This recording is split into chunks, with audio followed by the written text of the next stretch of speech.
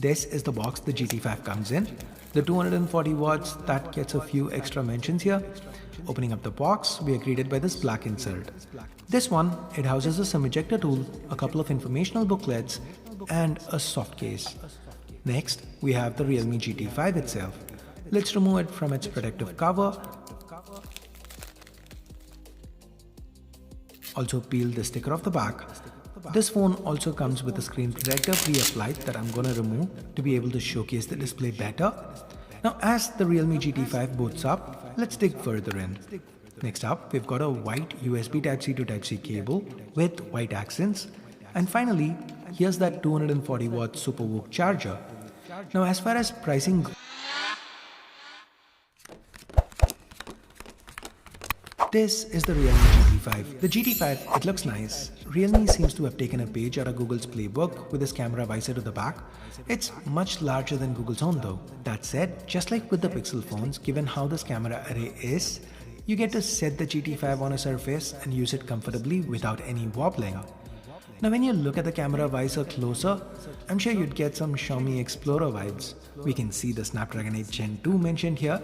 Of course, this is not the actual SoC that's exposed, just a cool visual representation underneath.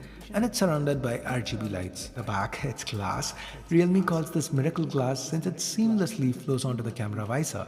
I for one really like how they've done this. This finish you're seeing here, they call it liquid silver mirror. And as the name indicates, it's gotten a mirror-esque finish that's pretty glossy and very prone to fingerprints. Realme does offer another colorway in Star Mist Oasis. This comes with a matte finish and should be less prone to smudges. Now, regardless of the color you choose, besides, to me at least, they do give off old Samsung vibes with that glossy plastic. Is it just me or can you see it too? Anyways, there is nothing here to the left.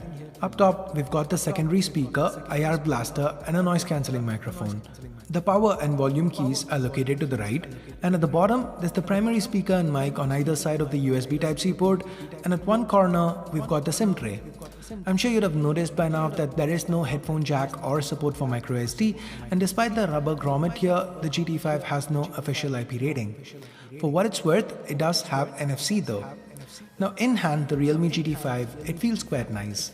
It's super slippery, but this camera visor, it feels like a natural place to rest your fingers on. The 205 gram weight feels evenly spread, and the 75mm width coupled with the back curving inwards, it kinda helps with ergonomics. So overall, it's a very nice OLED panel that's its flagship Snapdragon 8 Gen 2, and Realme is also thrown in a dedicated graphic chip to help interpolate frames and hit higher frame rates. It comes with a terabyte of UFS 4.0 storage.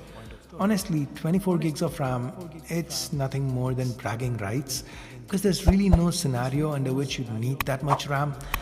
That said, the reason why I bought this SKU is because this is the only one that comes with support for 240 watt charging, just in the box, and they also get higher capacity batteries, 5240 mAh compared to 4600 on my unit. You can also quickly go full screen by double tapping.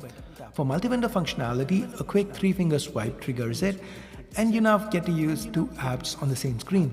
Realme also allows you to select up to 6 games for the phone to keep in memory, so you don't need to wait an extra couple of seconds to get back into your favorite game. And the LED to the back, you can now set it to sync with ringtones. Very nothingish, isn't it?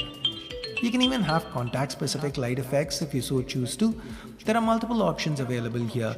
Barring these, your regular slew of customization options for themes, always on, they're all present and accounted for.